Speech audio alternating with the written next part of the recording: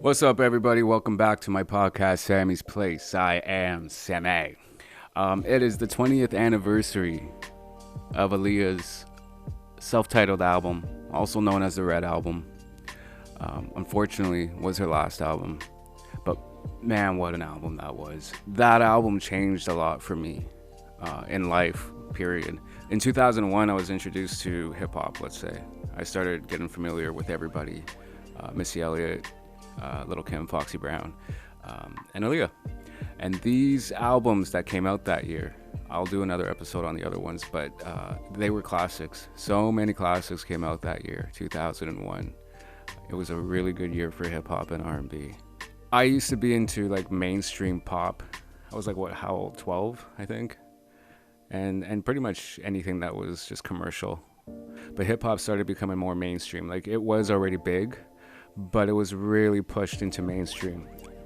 Like, I personally think Little Kim and like Missy Elliott really changed that, because you had Little Kim with the Moulin Rouge thing, what's it called, Lady Marmalade, Lod, whatever the fuck, and Missy Elliott would Get Your Freak On, and that really pushed its way into people's space that really wouldn't give that the time of day. So yeah, the Aaliyah album, my buddy, keep in mind we're like 12 at this time, my buddy Robert came over to my place, tells me he stole $500 from someone's car and he was gonna give me $100 and we're gonna go shopping. I said, okay, cool.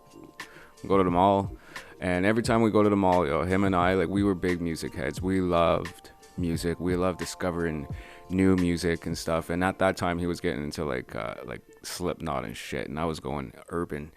And so I went to the listening station, and in there was Aaliyah. There was Shaggy's Hot Shot. It Wasn't Me and Angel. Shaggy's album stood out to me, and Aaliyah's, but first it was Shaggy because I was familiar with it. And then, but for some reason, that album, that Red Album, just was sitting there, and it was saying "Play Me." Mind you, I didn't really know who Aaliyah was. I knew of her from Try Again, but I didn't realize that was her until later, much later on. So I give it a play. We Need a Resolution is the first song, and that's where it started for me.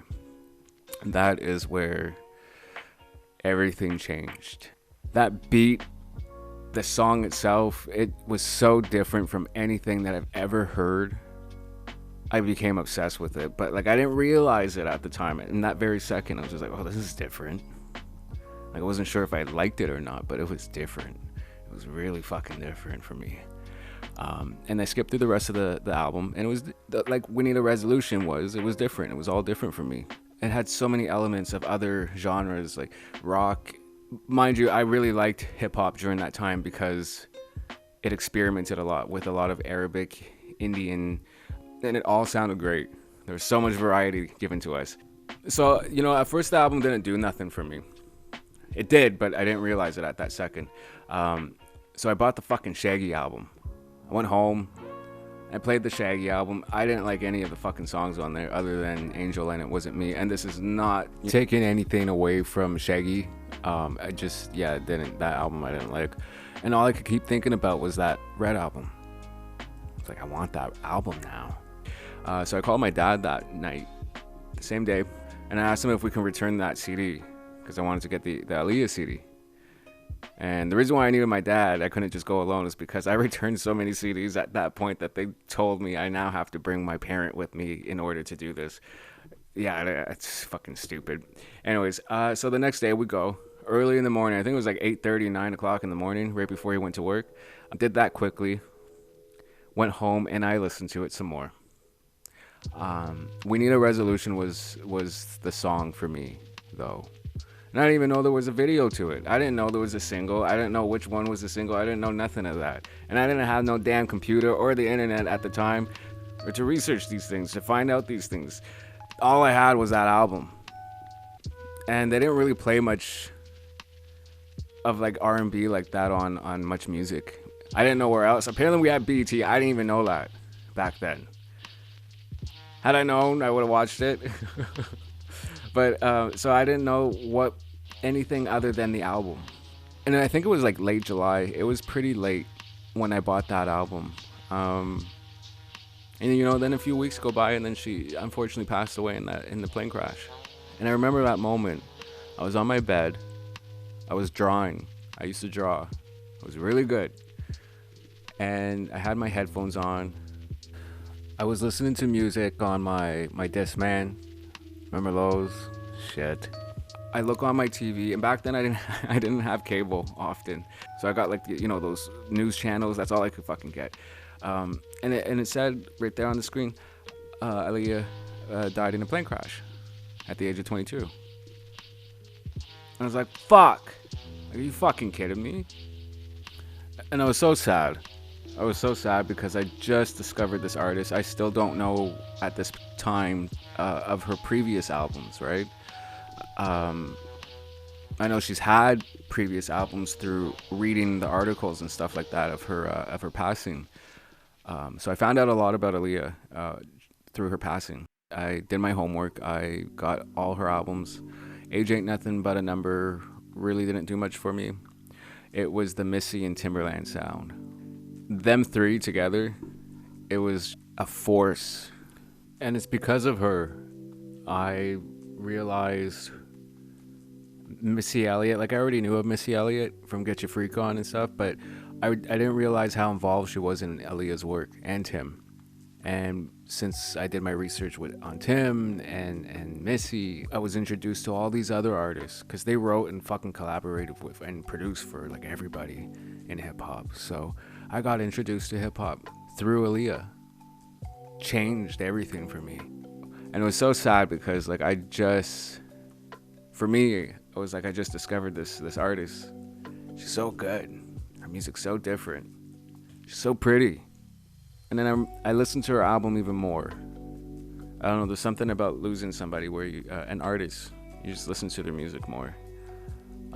Unfortunately, I don't know why we do that, but we for some reason do that. And I listened to that album every day. It became such a moment in my life that was changing direction and everything. With the album, afterwards, there was I got this special edition. I don't know what the hell it was. This version of the Red album that came with the DVD. And then that's when I saw the videos. And then Rock the Boat.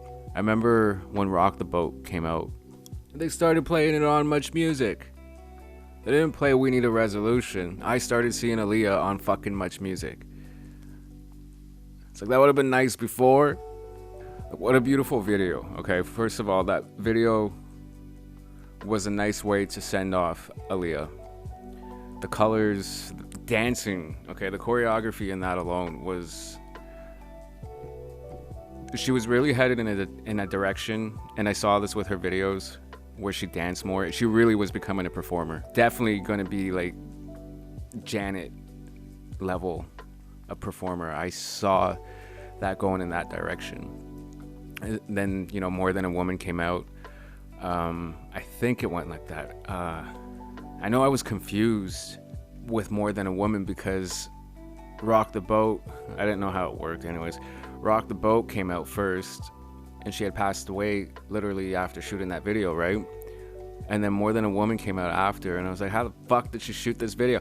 I didn't know that they had planned for More Than a Woman to be the second single, but then they rushed for Rock the Boat to be the second single or some shit like that. I have no idea. Anyways, I realized that they fucking shot the video before. But I saw in there too, just the way the video was. She was really headed in a direction of like, Janet, Michael, fucking sick choreography. And a lot of those backup dancers for her, they became artists themselves. You got Carmit from the Pussycat Dolls. You got Binky and Leslie from Electric Red.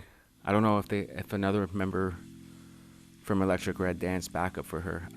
Possibly. And it's so sad because we could have gotten who knows what the fuck else. I heard, I don't know if this is true or not, but she was supposed to perform We Need a Resolution at the VMAs or some shit like that. I forget what the fuck it was.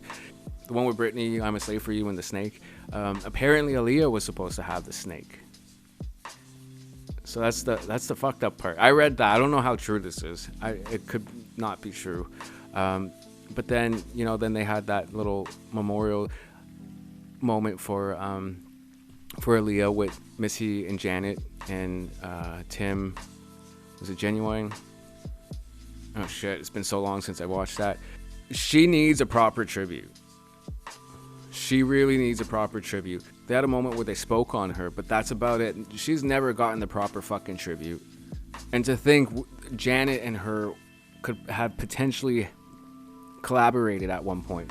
Could you imagine that? Janet and Aaliyah in a video?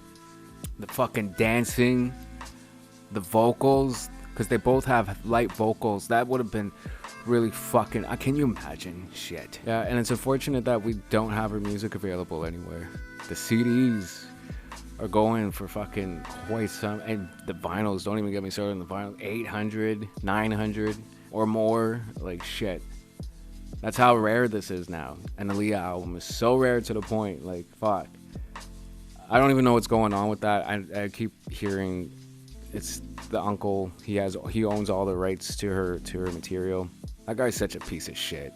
I hope one day they give her the proper tribute, because she needs one.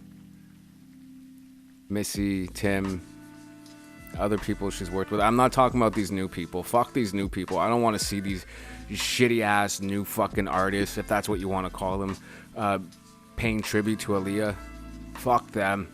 Give me these fucking OGs that like were actually like had friendships with her, the people that we've seen her with, roll with, make music with, like, and hopefully we get a biopic.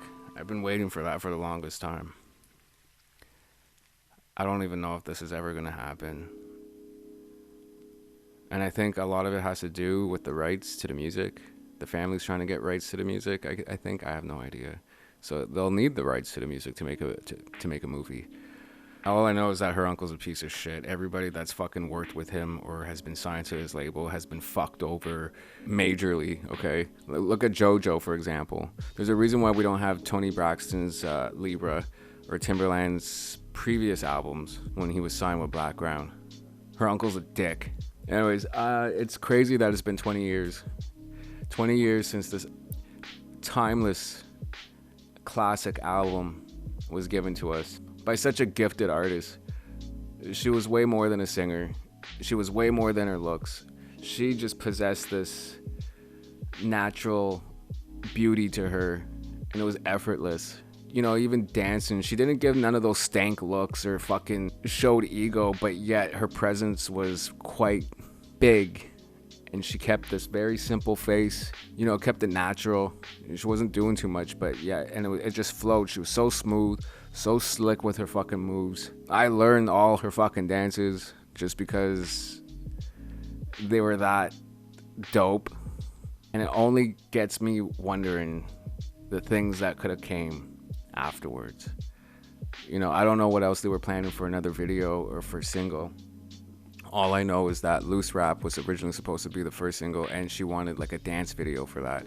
Oh, and More Than a Woman was supposed to be remixed by Just Blaze and featured Freeway. Anyways, hopefully one day we get her music on platforms. It's been 20 years, 20 long years. Doesn't seem like that long ago, to be honest. It's crazy that she's still there. Like, she's still being talked about. She's still influencing these girls, these new girls, with their looks and shit and their style. And her music's not even available. That's fucking crazy. She deserves way more. And I hope that we get that. I really hope that she gets her music on platforms and we get that biopic. It's been too long. You know, I don't expect the family to get too personal with the biopic. And like, I don't expect them to talk about R. Kelly. If they don't want to do the movie because of that, then what I suggest is for Tim and Missy to make their movie. Tell their story together and just at least keep her music alive. You know, meeting her, creating that albums, the friendship. But it's just more so for the music, just to keep her legacy alive. She deserves it. She is so special to music, so special to the hip-hop community. And still that album, that Red album, I still play the fuck out of it. It still shits on all this new music that comes out today, that's been out. It's whatever. Loose Rap, I Care For You, Those Were the Days, Read Between the Lines. That was my shit. That whole album, I mean, every single fucking song on there, it's great. Even there's probably 2 songs that I didn't really ever care for, but yet you just sit there and you appreciate her vocals. You appreciate that something new, something different given to you.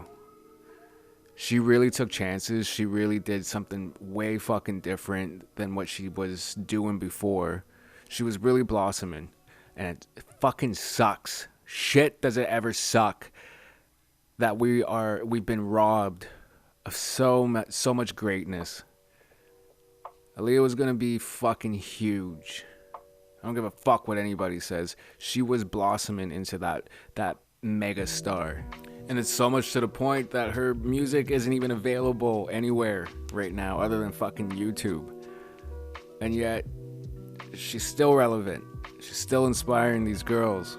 She still talked about her music. I just hope the family gets the rights. I think that's what's happening right here with the whole situation between, you know, the uncle and whatever. I think that's what they're trying to do, is get the rights, and I hope they do get the rights. And I hope that if they don't do the biopic, that Tim and Missy, I would still like to see a Tim and Missy biopic regardless, because their story is really fucking interesting. Tim's book, that needs to be a movie. And I think that would be the best way for us to relive Aaliyah without getting too deep into her shit, because I know she was a private person, the family's private, so I think that is the best way to go about things. Maybe one day. Let's fucking hope so. But I can't imagine my life without that album or Aaliyah. Aaliyah changed my life, like, completely. It introduced me to a whole new side of music, and I am what I am because of that. So thank you, Aaliyah.